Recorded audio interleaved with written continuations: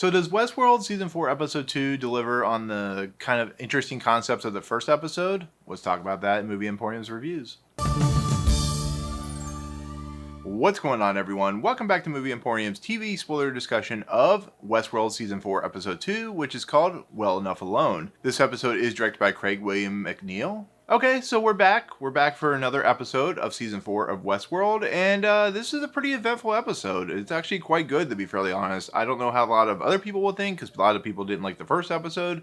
I'm starting to get the vibes that this might be a much better season than what Season 3 will be, and it's just based off the kind of character motivations and how they play out, and how everything kind of, rolls around as the story moves along, where it's headed. We kind of get some inklings of stuff that's happening, but as we see, something completely changes about this show in Westworld, which is very reminiscent of the original movie, which had, we'll talk about that, but it had very interesting plotting devices for it. But once again, we'll break this up into the character arcs. We'll do like I usually do when I talk about each individual character. I start with what I think is the smallest arc, and then I go to the larger arc. And I'll start out with, of course, Evan Rachel Wood character. She's still dealing with the fact that this character, Peter, committed suicide at the end of the last episode. She's still dealing with the fact that there's something truly off about the company she works for.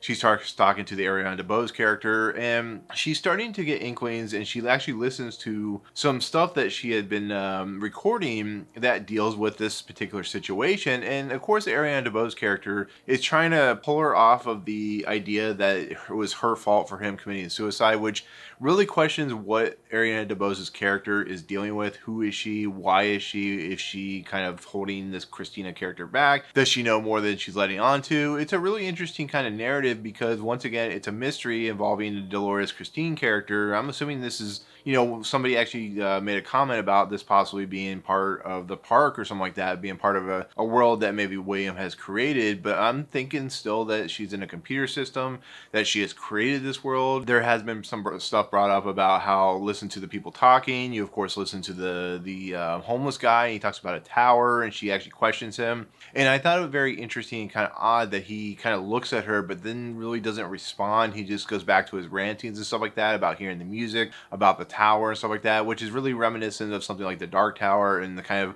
the quest for this kind of this object, this a deity of sorts, I guess you could say, which I found really interesting. But she, of course, is listening to this stuff that she's been talking about, and of course her boss, I think Emmett or something like that, calls her and says, why aren't you at work? She says, I'm not feeling well, but of course, because she's listening to it, it's logged into the system, which is really kind of, very much of the modern age where we're constantly being monitored, and a lot of our privacy is being put out there, if you look at Facebook and stuff like that. So that's a little bit kind of, I think, kind of throwing shade at what Facebook did, stuff like that, about the fact that this company is logging every time she opens up her app to listen. It's very intrusive. You can tell it's intrusive. You can tell this guy is very intrusive to her and stuff like that. And she really feels uncomfortable about it. But she finds herself at the Hope Center for Mental Health, I guess you could say, and it's the location that she's had visions about, and she finds herself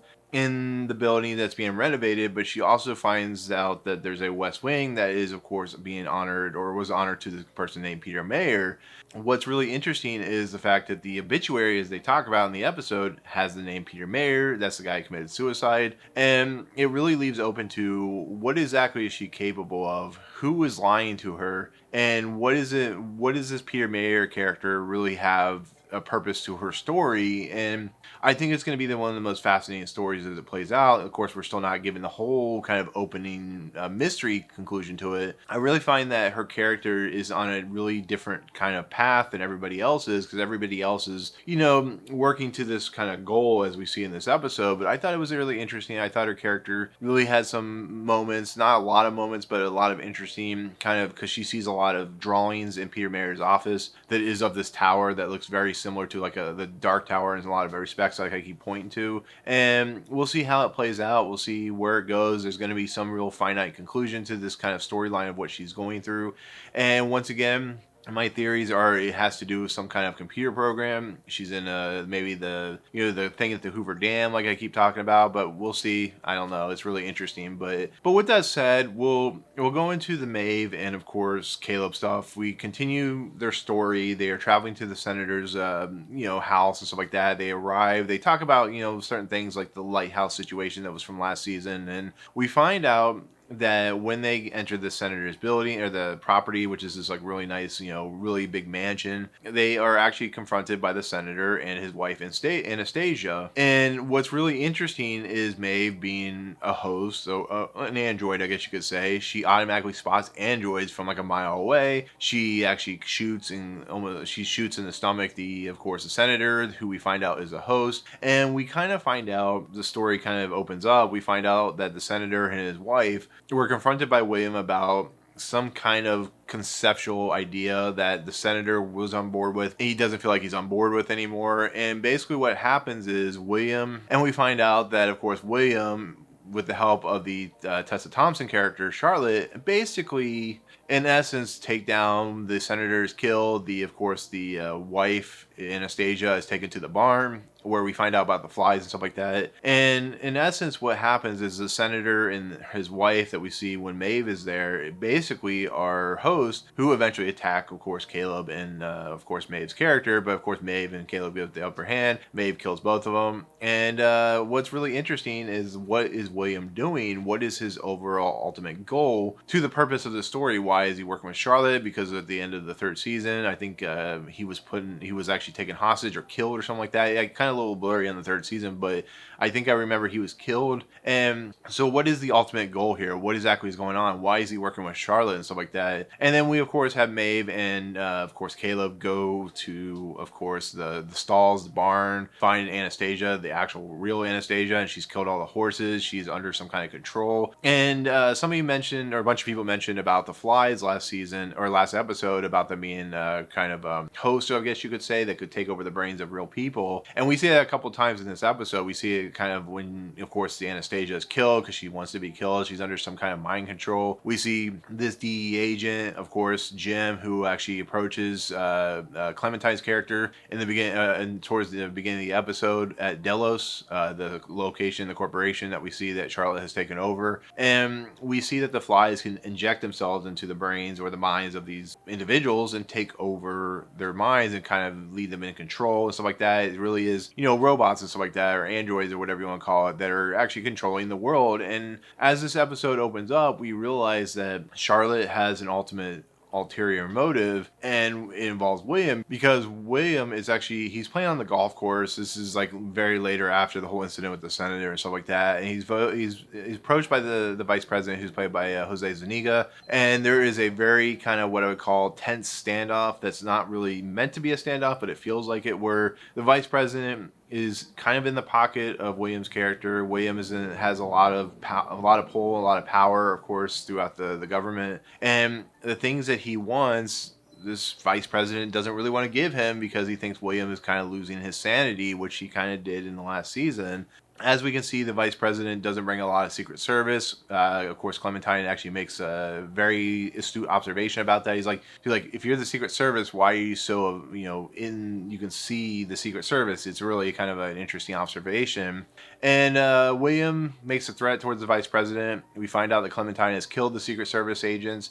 And we see, of course, the vice president get hit with the golf club by William, of course, taking over. I don't know if the vice president's being turned into a host or what's going on, but of course William has the power. It has a lot of pull about turning a lot of people into hosts, which has a little bit of twist, as we learn later on in the episode. But as you can see, I've skipped into the Charlotte William stuff, and then of course skipped past of course Caleb and Maeve stuff a little bit, because the reason for that is, and my time codes for this episode is going to be really weird, but the thing about Caleb and Maeve is it plays into the last part of this episode, which I kind of want to leave it, as the last part, because it's really interesting. What we see in this episode that is the kind of the big twist is Charlotte goes down to lower level of sorts, I guess you could say. She opens up a pod. Basically, smoke comes out, pod opens up, and we realize that William is in this pod. That basically reveals that the William that we've been seeing in the last couple episodes is not actually the real William, that it's actually, in essence, a host William. This host William is under Charlotte's control. Charlotte is actually the now leader control of everything that's going on. We actually were learned by the senator that there's this thing called the New World Order, which of course has 245, I guess, hosts, you could say. They're kind of androids, I guess you want to say. But as we see as it moves along, we can kind of see that Charlotte is basically trying to do an invasion of the body snatchers, I guess you could say, where she is like reconfiguring. She's taking out the real people to make them hosts. She's basically making the androids, in essence, trying to take over the world and stuff like that, which, like I said, once again, is very invasion of the body snatchers in a lot of respects. What's really interesting is William is in this like really cool pod. It has like, a very, very Westworld feel to it. And we learn that she has kept him alive. Therefore, she has kept the William host alive to kind of, control everything. William says a few things, but then she puts him back under stasis, I guess you could say. Therefore, William, the actual real human being, is being, held hostage in prison of sorts by Charlotte's character, which is really interesting because when she, basically allows the Flies to take over this DEA agent, and of course, William, the host, does the same thing with the vice president, you can see very much like similarities to certain government aspects, stuff like that in the past, and how that plays out. And you see it kind of, this one person has more and more power as it moves along, as she instills more and more people of her own into certain aspects of the world. And that is really telling of how the creators and writers and directors feel about not only where they want to go with the series, but where they want to go in essence of the storytelling aspects, which they are very much of a mindset, which is what a lot of people are probably not liking about this, is the fact that you're starting to get aspects of real world situations with what, now that we know what Charlotte is like, starting to kind of uncover, which I thought was interesting. But you're starting to see, like I said, takeovers and powerful things start to happen, and you see it kind of with Christina, with the Peter Mayer stuff and stuff like that. But the reason I wanted to leave the Caleb and of course Maeve conclusion to the end, because it reveals a very interesting kind of new route that Westworld is going to go for season 4, maybe season 5, depending on where they go. But they find out about this opera that people are attending. They go in really nice suits and very tucked down. Caleb is in tux, even though he has this scraggly beard and stuff like that. And I thought it was really interesting that when he calls his buddies on the phone, he actually talks to an earpiece that's inside his brain and stuff like that, which I thought was kind of cool. But of course, they go down and they see a small record player, which is a very I would say 20s 30s record player, which leads into my the actual kind of twist that's really happening, which I thought was interesting. But when they stop the needle on the record, it actually shoots them down to this lower level club. They order a couple cocktail drinks, stuff like that. They talk about some of the things in the past. And what's really cool in this segment is they're moving. But what's really interesting is they're moving and they go past and we see Los Angeles. We realize, or they Maeve realizes, that they're heading back to Westworld, which is 8 years later, you would think Westworld would be gone, but apparently the William host is somehow involved with creating Westworld, with the whole Hoover Dam incident, with the whole creating all this land and stuff like that. And what I thought was interesting is they were approached by someone named Sophia, who's like a host of some sort, and basically Maeve is able to get them into the Westworld to, kind of figure out what's going on. They kind of change into new clothes and stuff like that, which look very Westworld in its nature. We see like a lot of guns and kind of cool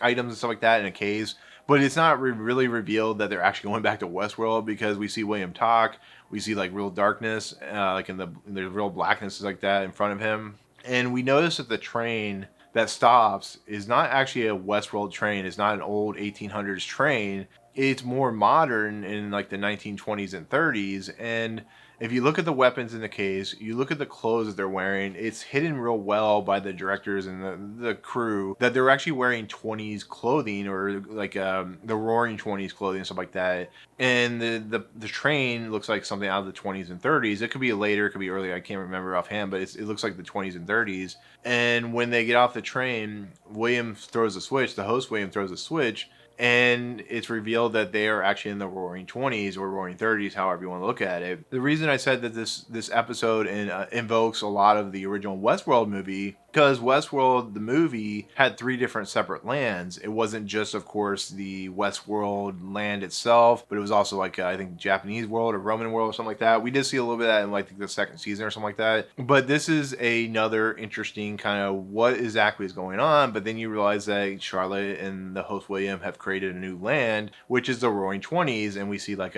like Chicago world, or I guess it's Chicago world, the 20s world, whatever you want to call it. But I thought that was a pretty cool new direction that's going to open up some really interesting ideas. I think it makes it for a much more intriguing episode. It leaves with a lot of like, where's Bernard and all that good stuff and what's going on with that. I think it's going to lead to some really cool like scenery and really cool ideas. You can tell they spent a lot of money on it, so it looks really cool, really, idealistic for its 20s look and stuff like that. And once again, I think it's either New York or Chicago, one of the 2 cities. And I really can't wait to see where it goes. I can't wait to see kind of what the next episode brings, how it plays out. What is this world?